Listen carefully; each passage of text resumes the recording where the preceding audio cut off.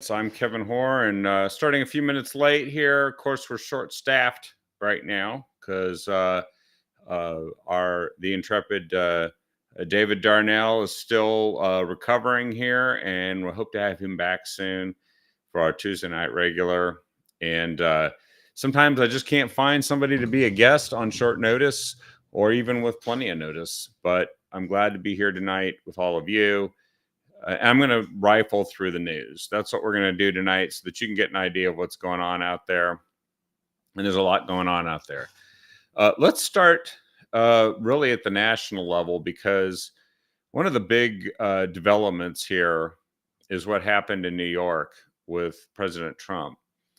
And it's a developing story, but this judge, who the governor of New York basically admitted targeted President Trump, as she tried to reassure people that they wouldn't do to any other business people what they just did to him, which is threaten to seize his assets and prevent and make him pay a fine, and threaten to uh, make it impossible for any bank to do business with him. I mean, this they can do it to him. Then any business person knows that if they run afoul of the politicians in New York, the most prominent of which was um, Letitia James, I believe is her name. She's the New York Attorney General, and she promised when she ran for office uh, that she was going to get Trump. That was what she was. And there's actually a book by I'm trying to remember his name, the professor, the Harvard emeritus law professor, talking about what that the whole idea that a judicial system, a legal system, which doesn't go and investigate a crime and then figure out who's responsible, but goes and investigates a person and tries to find a crime and targets them. That's the new legal system that we have in many parts of our country now. That legal system apparently has a lot of business people worried, not the least of which is Kevin O'Leary. He is the famous one of the famous guys. They call him Mr. Wonderful. He on Shark Tank, and he tends to be the one who really tries to squeeze every penny out of somebody he's investing in order to make it worth him putting his money in. And he says he will never invest in New York after the Trump fraud ruling. Not because he's a Trump supporter, but because there's actually no way to reassure somebody when the criteria was political, when the whole thing was a big gotcha, to convince them that you won't come after them. And so now the entire system, at least in New York, cannot be trusted. It can't be trusted because it's all political now. It doesn't have to do with law and justice. And here's the essence of that story. So they claimed that the Trump organization exaggerated the value of its assets, and they used very suspect numbers to check it, where they undervalued Mar-a-Lago and places like that. And they're claiming that he exaggerated the value of those assets in order to obtain loans from banks. And the banks, of course, have to go through their own process of due diligence, and they did. And they decided to accept the the proposed the proposal for loans. They issued the loans. The loans were invested, and the Trump organization under President Trump paid all of the loans back plus interest. Everybody made money. No one lost any money. But they decided, the state of New York, to go and persecute him, and try to destroy his business in New York State in order to exact political revenge, using the idea that if you in some way state the value of our assets in a way that it differs from the opinion of somebody, apparently the judge, this loopy judge, who would make smiles at the camera, seem to be enjoying the limelight. Really a strange fellow, He decided that he's going to uh, deem this to be fraud. They have barred him from serving as an officer or director of a firm in New York for 3 years. And and of course, they're claiming that this got him lower insurance premiums and favorable loan terms. Well, this is actually a uh, a persecution without a crime. And as a result, other investors are going to look at this and say, well, if they don't like me politically, they can go ahead and search through everything and do this to me too. And that should have a massive chilling effect on investment in the state of New York. And you know what? New York deserves it because they decided that it's more important to attack and destroy political opponents than it is to have a functioning economy where people can trust that when they own assets, that they won't just be seized by the government through an arbitrary, malicious prosecution. And that's what's happened here. So that's a big news story. That's a news story that I think is going to live on because Kevin O'Leary's got a point, and when the governor of New York has to come out and reassure people that this was in fact due to what they deem to be Trump's behavior, uh, his words, his point of view, his style of leadership, then they've essentially admitted that what they've done is that they've targeted somebody for political purposes. That screams you're next. It screams you're next. So I think this is probably the biggest story in the country right now because it's going to dramatically affect everything that happens after this for an interminable amount of time. It is. And other states are doing this too. It's an entirely corrupt system, unfortunately, and one that cannot be trusted any longer. And I found the story from Governor Hochul. She said the state's business owners, following the $355 million fine given to former President Donald Trump, said there's nothing to worry about, nothing to see here. And she is a Democrat. The judge is a Democrat. She appeared on a radio show in which she explained, I think this is really an extraordinary, unusual circumstance that the law-abiding, rule-following New Yorkers who are business people have nothing to worry about because they're different from Donald Trump and his behavior. She said, by and large, New York business owners are honest people and they're not trying to hide assets and they're following rules. And she said this judge determined that Donald Trump did not follow the rules and he was prosecuted. And truly, the governor of the state of New York does not have a say in the size of the fine. We want to make sure we don't have that level of interference. That's what she said. Now, I think if you read between the lines here, what she said is really dangerous. She said that by and large, the New York business owners are honest people, not trying to hide their assets. That is a test everybody's going to feel like they're going to be put to if they match in any way what an arbitrary prosecutor and judge can decide is in fact not law-abiding, not rule-following behavior. That's what they can do. And what is the old saying? If you show me the person, I'll show you the crime. That's what they're going to do. That's why they've fundamentally changed the judicial system in the state of New York. And yeah, you're right. They also lie under oath, and it's fine, right? This is the norm now, is that they lie under oath. And they also find victimless crimes or crimeless crimes or political crimes, and they prosecute people for those things. Now, that's not the only story in the country, because actually we know that there's also the story of Fannie Willis, I think is her name, if I recall correctly, in Georgia.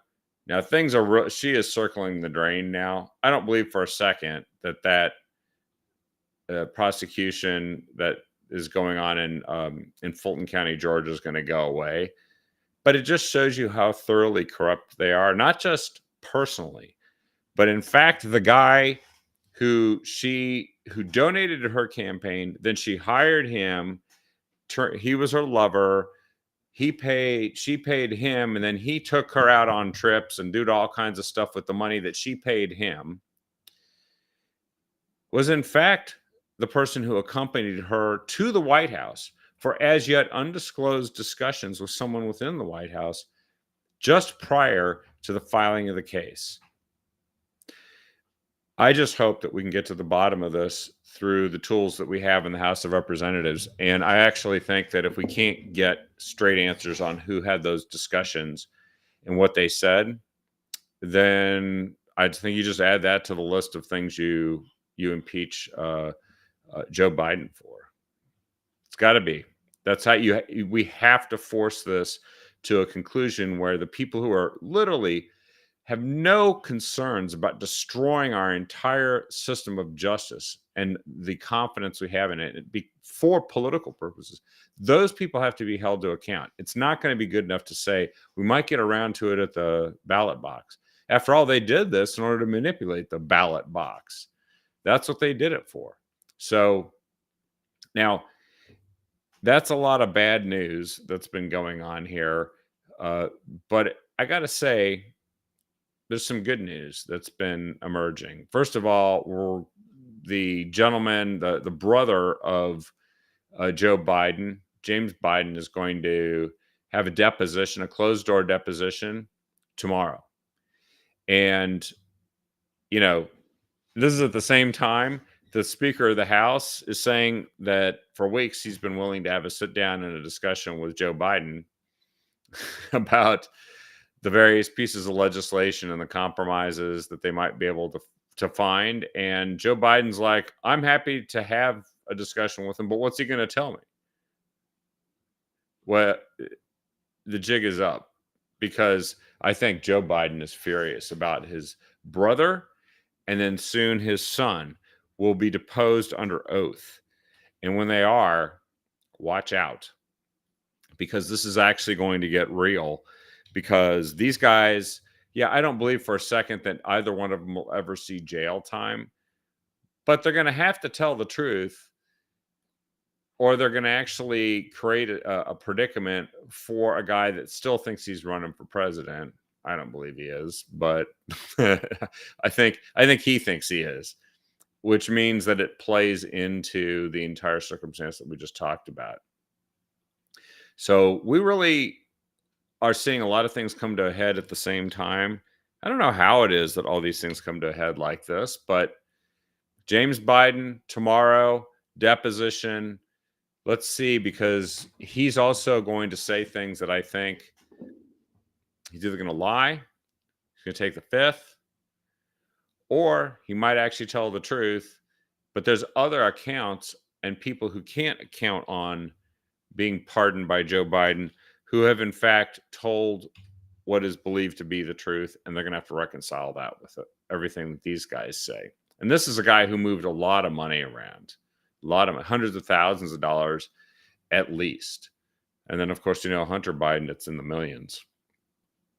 So that's one thing that I think is a good piece of news.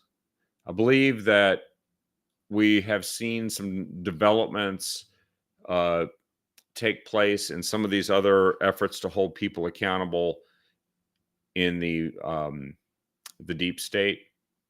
I appreciate the efforts. We are going to have a trial of Alejandro Mayorkas in the Senate. When the Senate returns from its President's Day vacation or break, that is the first order of business. Under Senate rules, the impeachment of Alejandro Mayorkas, all other business in the Senate comes to a stop, and they must actually then hold an impeachment trial where the House managers will get to present the evidence and essentially be the prosecutors.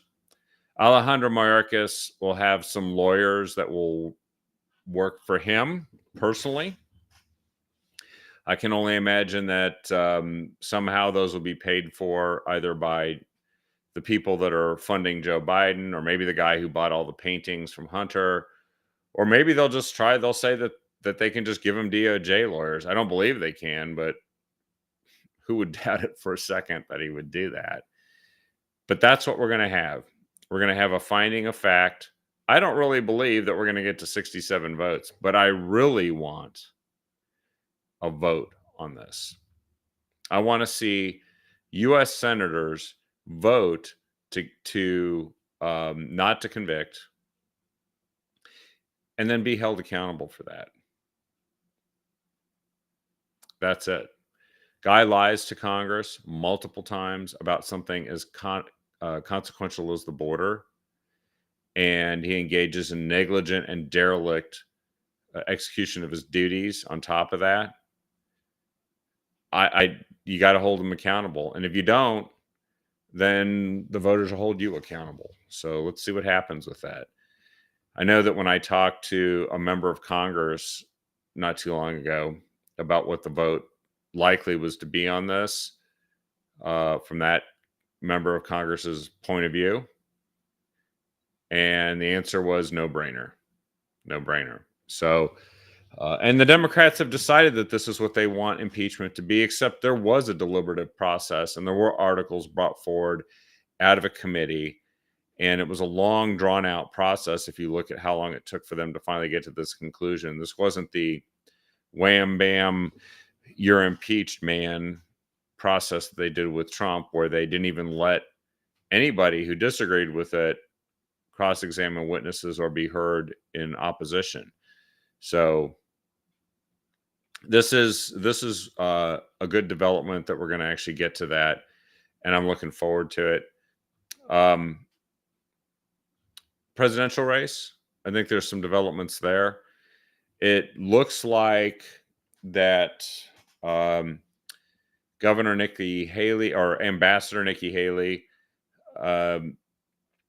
her campaign, she's behind by 30 percentage points in South Carolina, which is her home state, the state that she was the governor of for, I believe, a term and a half, if I recall.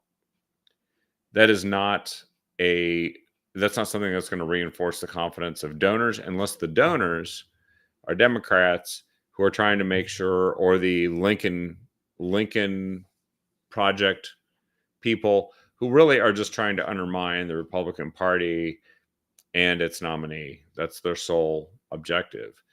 They will continue to fund this because it's a third column within, or fifth column. I think it's a fifth column is what it's called within the party at this point, to pursue a candidate, fund a candidacy for which there's no path to the nomination. You can't win if you can't win your home state and certainly not if you lose it by 30 percentage points. And so this is all, I think, moving in the direction where it's becoming very clear and very easy to tell what's gonna happen. And we'll have to wait and see what decisions are actually made. But donors who are actually believing that Nikki Haley will win the nomination are probably not going to continue to put money into her campaign.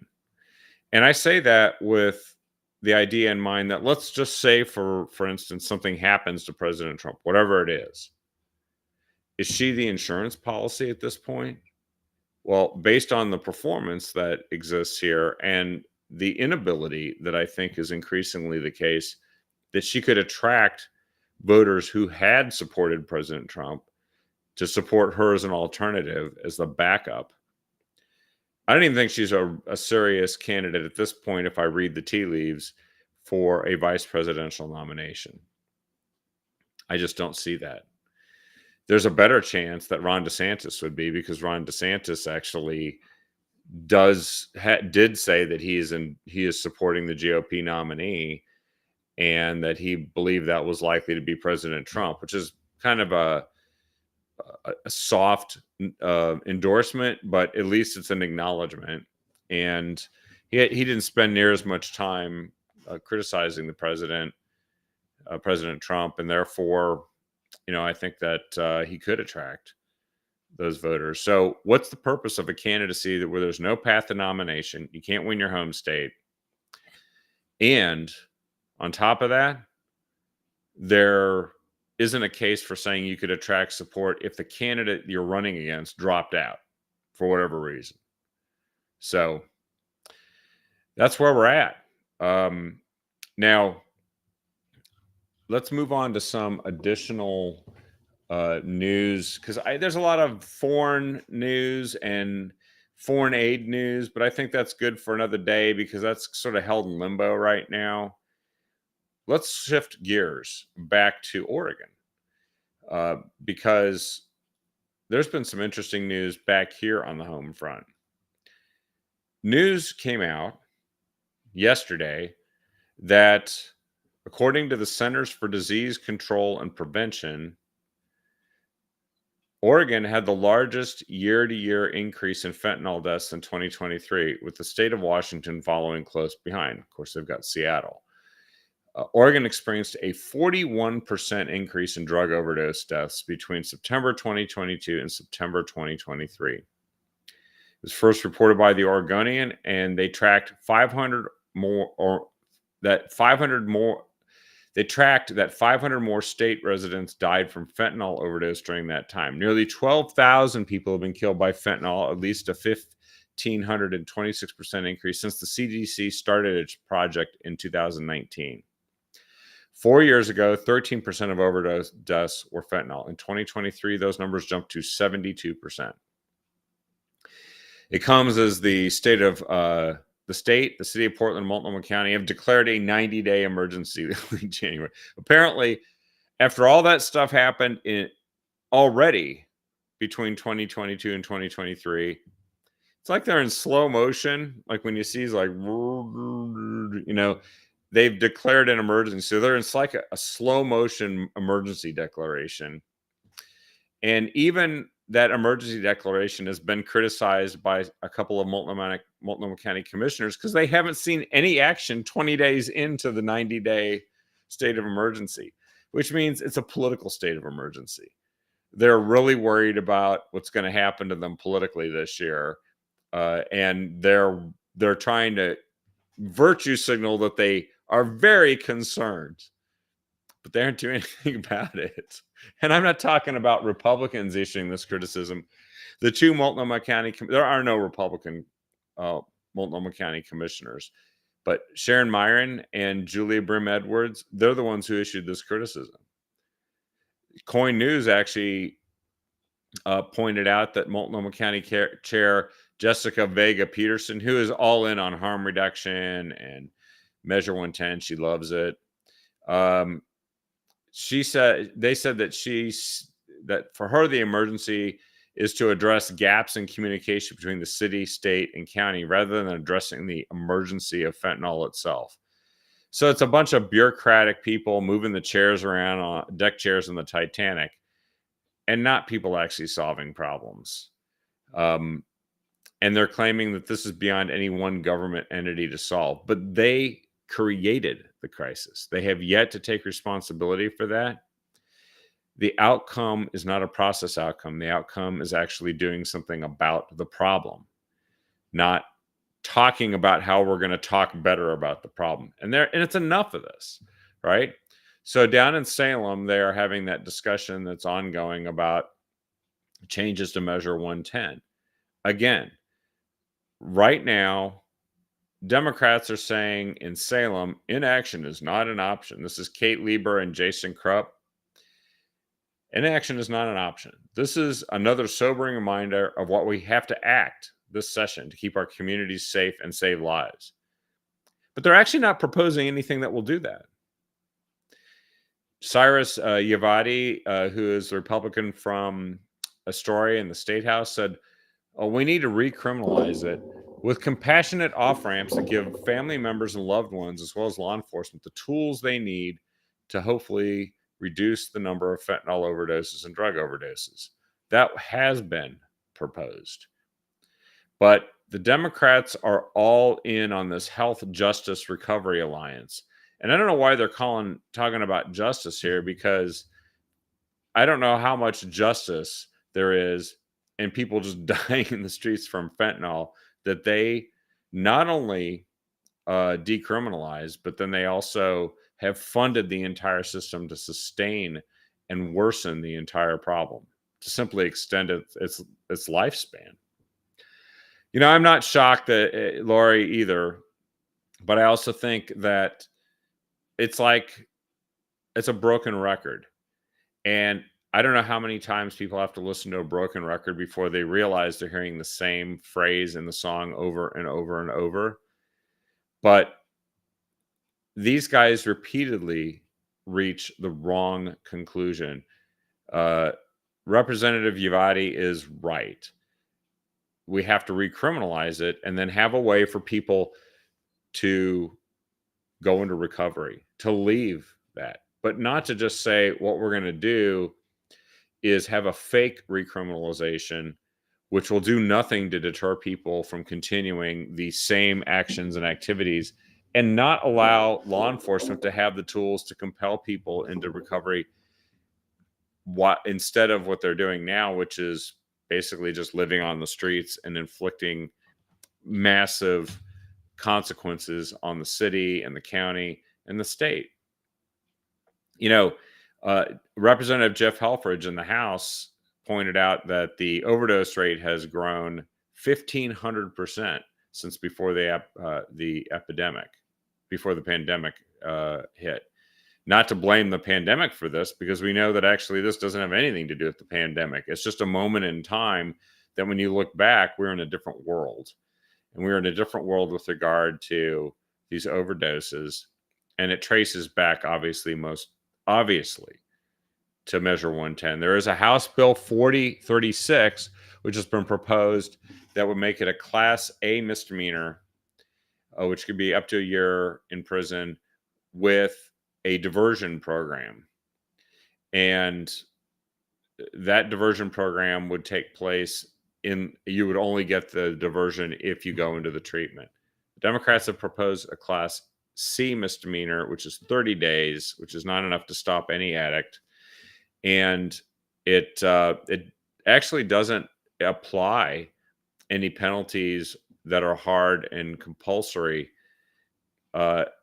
It just allows you an optional ability to go and maybe get some treatment if you want. That's not going to deliver the result in the state.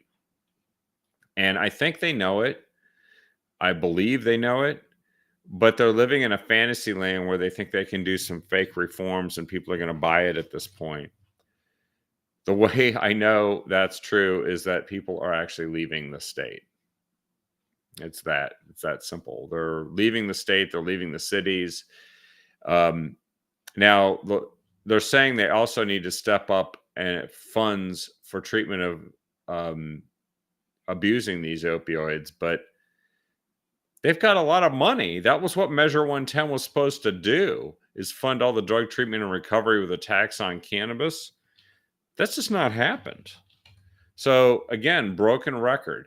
Now, Kevin Mannix, state representative, also a lawyer who has sued the governor in the past for abusing crime victims, but also is the leader of something called Common Sense for Oregon, has also come forward with his own plan that he wants to see if it can gain some traction. And it's an interesting thing to read because he's a smart guy. He's the father of Measure 11, which created mandatory sentencing requirements for violent crimes such as murder, assault, rape, and that's gone into effect, and it's been there ever since, which was done because judges weren't actually sentencing people to proper sentences. They were giving them no time or a slap on the wrist, 30 lashes with a wet noodle for really severe crimes. So he knows what he's talking about in terms of writing these types of bills. And here's what he's said. He said, we need to put partisanship aside, which is almost impossible for the Democrats to do, but he's trying to tempt them into doing it.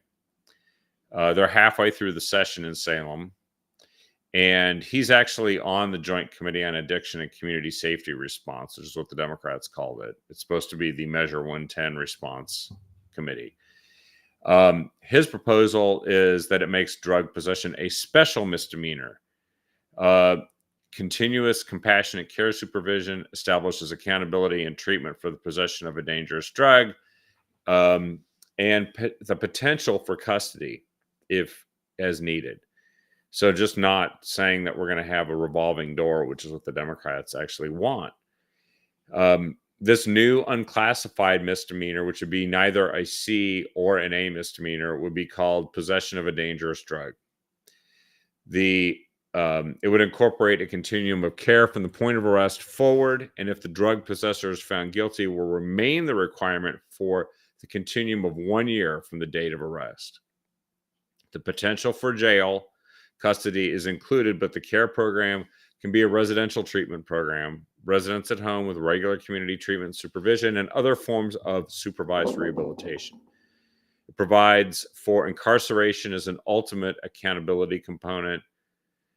This approach avoids the Class C misdemeanor jail term, which at 30 days, it's too short to do what they call a treatment continuum. That's the revolving door I was talking about. And an unclassified misdemeanor also avoids the gap in oversight under a standard Class A misdemeanor sentencing system. So this introduces oversight. It's an interesting idea. Representative Mannix does have interesting ideas, and you'd think the Democrats might bite on this. He's actually probably calling their bluff. He maintains the following elements of House Bill 4002. Health treatment, including payment for substance use disorder treatment, medication-assisted treatment, etc. Improved provisions for dealing with tenants who test positive for drugs on a preliminary test and confirmatory tests. So there's some things that are in this bill that the Democrats have put forward that he's going to go ahead and keep as part of a compromise. And it also expands welfare holds to 72 hours. So there's a number of details. You can go read it. It's a lot of detail. But it does cancel the costly Oregon Health Authority contract for the toll-free number currently in existence for drug users to call in order to waive a $100 penalty for drug use that they get. It's like a citation. And it mandates the development of a new cost-effective toll-free number for anyone to call for assistance in finding drug treatment and rehabilitation resources, similar to the suicide hotline system. So it jettisons the failed system and replaces it with something that can be more effective. So this is, I don't know. I don't know where this is going to go. I hope that they actually go for something that has a chance of working and being effective, even if it is a compromise. I just think that these left-wing outfits that I think one of you pointed out, the Drug Policy Alliance on the East Coast in New York, really wants to keep this no matter what. They absolutely want to keep Measure 110 at all costs. And so I think they have too much sway for some of this to be considered. But I hope there's a proper hearing for what's been proposed. A couple of other good pieces of news here in Oregon. I don't want to say good news, just interesting news. So there's a House Joint Resolution 2002, which would do away with the requirement that 2/3 of lawmakers have to be present to vote on bills. It would change it to a simple majority. I guess this would put it to voters so that there probably wouldn't be walkouts anymore, because the majority party could always control always control whether or not votes on bills would take place. So walkouts by a minority wouldn't work anymore. If it passes, it would the proposed constitutional amendment then would go to voters in November. That is, in essence, what they've put forward. This would end walkouts. I think if that's what the Democrats are going to do, the only positive side of this is they could find themselves in the minority one day and really hate what this does. And that's why they didn't go for this. That's why they did Measure 113 in the first place. So let's see. I don't know. I don't know if voters will go for it, but they might. They might say we want a simple majority and a majority rules. And if they do, it cuts both ways. It does. I don't believe that Measure 113 cuts both ways, because I don't believe for a second that if a bunch of Democrats walked out over something they didn't like, that the Supreme Court would have interpreted voter intent in a way that doesn't comport with what the voters voted on in Measure 113 actually said. I don't think that would have ever happened. I don't believe for a second. But now that's a precedent. Not that they haven't jettisoned precedents before for political reasons.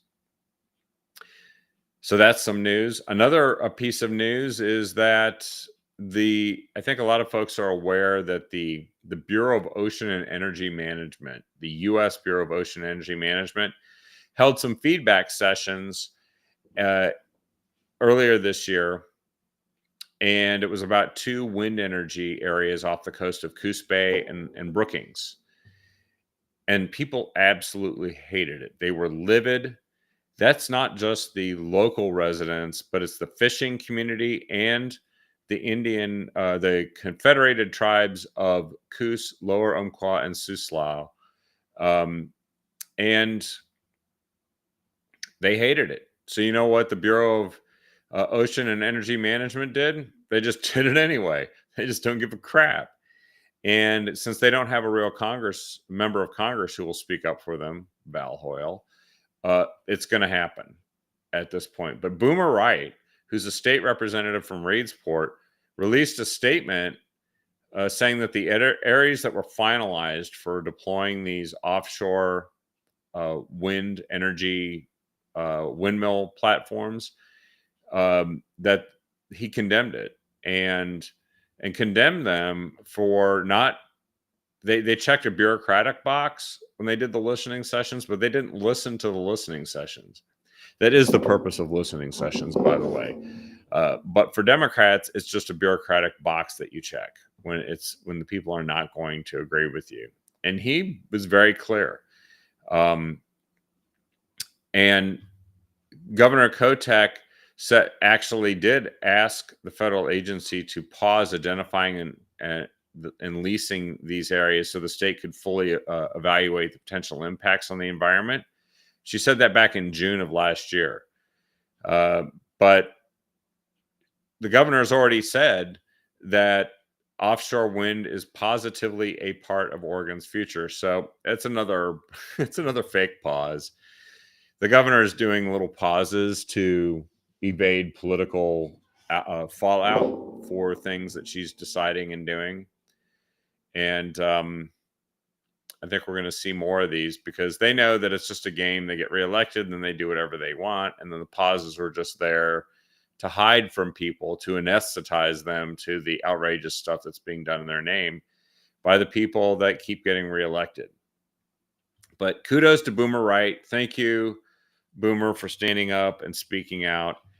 This is what we need, is people with backbone and voices to say what the people really want and what they need and what all the different stakeholders that should be represented at the table, not just the Brandon administration, the Bureau of Ocean and Energy Management, and Governor Kotek say. Now, here's a little bit of political news. In the 5th Congressional District, there's now one less candidate running for the Democrat nomination. Lynn Peterson, who's the Metro Council president, and frankly not terribly well liked by many, she has decided to withdraw, and that's because she really didn't, frankly, raise very much money. And so now that's giving way to what is going to turn into a head-to-head matchup between Jamie McLeod Skinner, who was the nominee in 2022, who lost by about 7,000 votes, to Lori Chavez DeRemer, and Janelle Bynum, a Democrat representative from Happy Valley, who has won state representative elections in the past. She is being favored, by the way, Janelle Bynum, by the DCCC. It's the Democratic Congressional Campaign Committee. And I think one of those C's should be communist, but that's just me. And they have decided that the one they want is Janelle Bynum. She's African American. Jamie McLeod Skinner is openly gay. They've both got their identity politics going.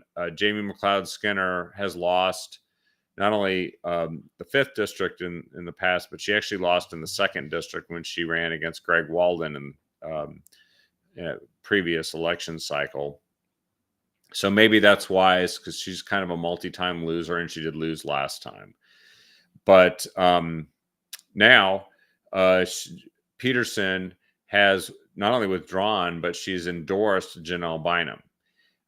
So the Democrats are getting all their ducks in a row behind Janelle Bynum, and they want to have a race between Janelle Bynum and Lori Chavez Dreamer. So that's the latest in that congressional race. We don't really have any particularly new information from the 4th district, but we do know about the information last week that Val Hoyle has been, her records have been subpoenaed with the Bureau of Labor and Industry relating to LaModa and the $500,000 grant that she did, used undue influence to produce for LaModa to fund 4 internship positions in exchange for campaign contributions and maybe a free dinner at the Portland City Grill. But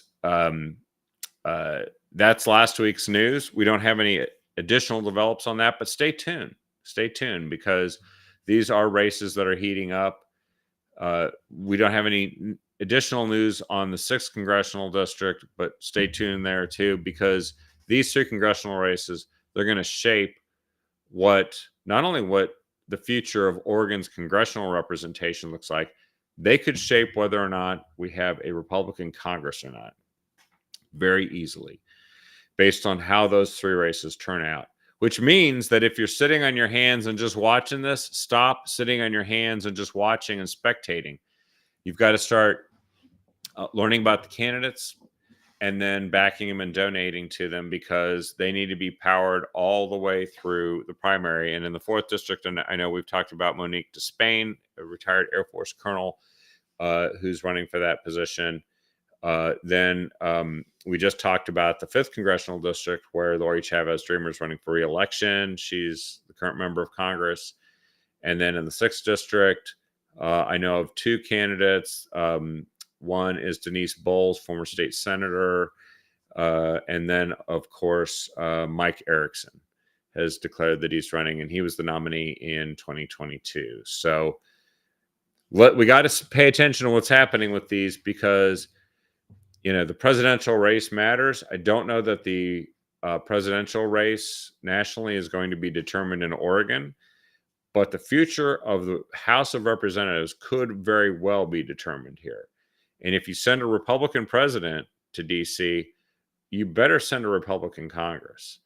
Otherwise, it's the memory is not that faint from what happened in the past, when we had Nancy Pelosi for 4 years, between 2019 until the beginning of 2023, as Speaker of the House, and all the things that happened there.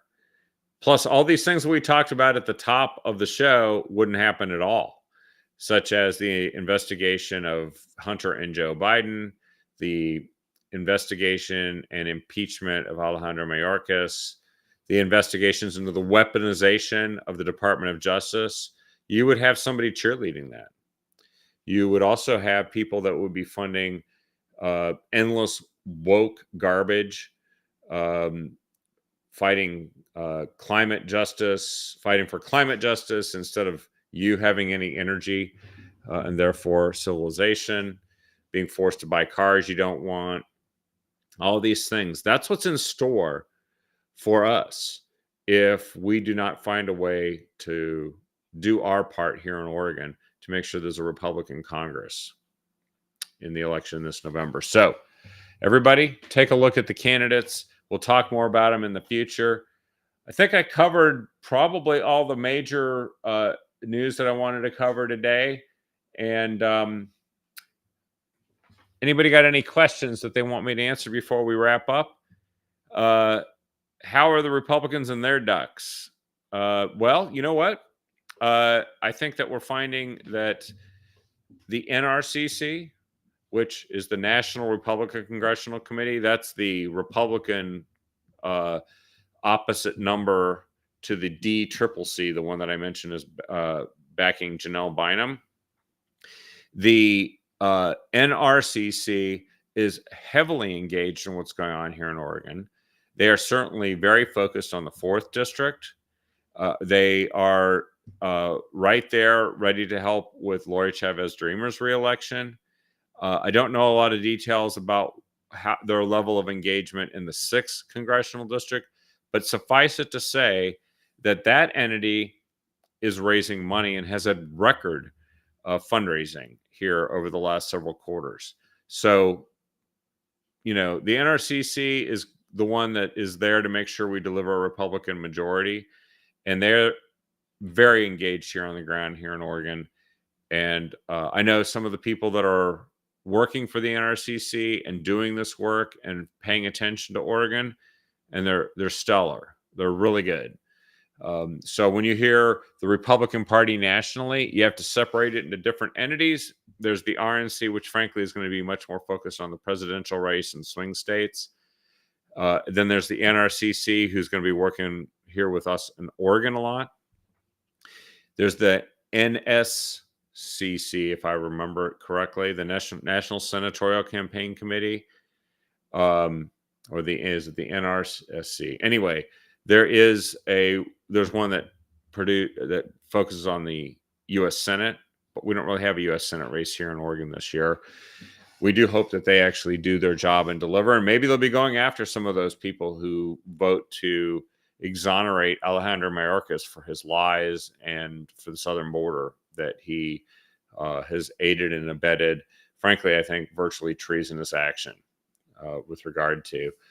But this is what you need to know about how the system works. And then we've got our battles here in Oregon for the state legislature, where a mere 4,700 votes across 6 or 7 different districts in the state legislature separated us from where we are versus being in a tie in both houses and able to dramatically affect the direction of what happens in the state legislature in this past election cycle instead of getting run over. And of course, we know that there was only a few percentage points that separated the gubernatorial candidates in 2022.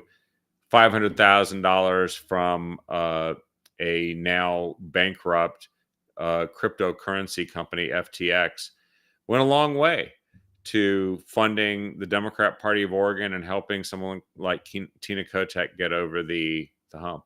Oh, yes. And thank you for mentioning that, Bobby and Lori.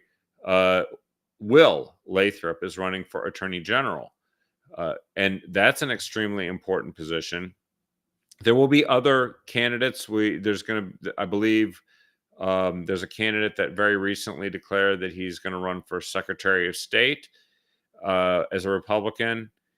And of course, his likely opponent is going to be Tobias Reed, the current state treasurer, who just floats around and keeps running for office, hoping to get closer and closer to the governorship.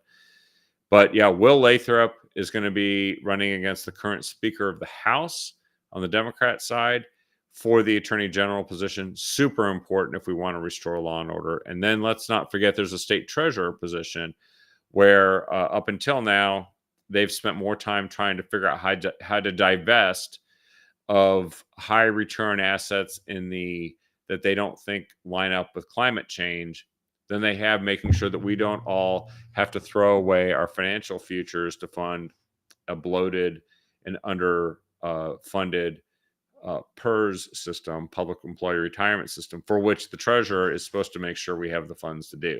He'd rather divest of companies that adhere to I forget what it's called, but it's the climate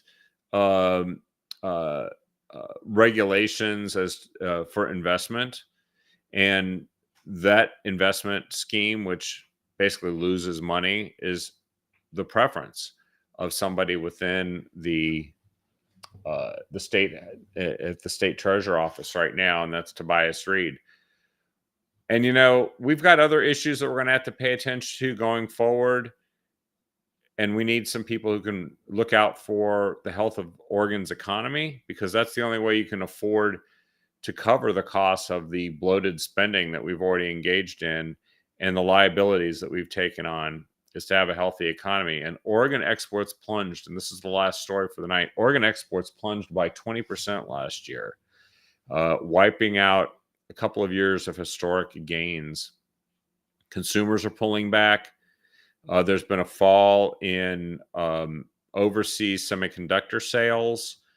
Of course, that's a major industry here in Oregon, particularly with Intel. And so, there's a plan for expansion, but the Democrats think that you can make the economy healthy by spending government funds and taxpayer money. And actually, you have to make the business climate work so that we can have as many productive, high return businesses as possible in the state. And it's just not on their priority list. So let's watch, because I've been hearing some rumors that there's going to be a state treasurer candidate that might actually start talking about whether or not we have a healthy economy and we can afford the investments that are out there that we need to maintain that healthy economy. So stay tuned, folks. And policy matters. I can't think of a single policy Democrats represent that I would vote for. In fact, they're the policies that are making things worse. But you do have to pay attention to and talk to our candidates, the ones that we tend to favor, and make sure that they're explaining their policies, and then get us to those policies. They have to run real campaigns, and then we have to support them. Because I've always thought that our biggest opponent is not the Democrats. It's apathy and complacency. Does it matter? And then does it matter if I do anything about it? And the answer to both of those questions have to be yes, if we're going to have the kind of future here in Oregon and across the country that we can say we're passing on to future generations. Anyway, thank you, all of you, for patience with me tonight. Flying solo. I hope it was interesting. And I look forward to having David back here in the not too distant future. I think that obviously we're going to be making sure that we keep bringing you good shows. We had a very good one last night, and I just want to mention again that you need to get in there and sign IP4, which is the petition about tolling. It's a very important effort to block the sinister plan that Democrats have for making sure that you can't drive anywhere and you can't afford to drive anywhere, and that all the side streets will be filled with traffic that they forced onto side streets instead of highways, which are supposed to be a faster way to get somewhere. So check that out. It's votebeforetolls.org. Votebeforetolls.org. And actually, I'm just going to make sure that I'm going to stick this in here and give you the actual URL, like the full URL. And because I want to make sure I give you the right thing. Votebeforetolls.org. Come on, here we go. There it is. I'm putting it in the feed. Get in there, sign the petition yourself, mail it in, and do what I did, which is request 10 signer sheets for me to go and talk to neighbors about, because there's a lot of people that you can go talk to about voting before tolls, who will end up not wanting to pay it because they didn't know this entire scam that there is. They can watch last night's show and learn all about it from people who know and have followed this across the country as well as here in Oregon. So check it out, votebeforetolls.org. Thank you, everyone, and we will see you tomorrow night on the next episode of The Captive Audience. It should be Sunny and Dawn back to bring you the latest of everything. Have a great night.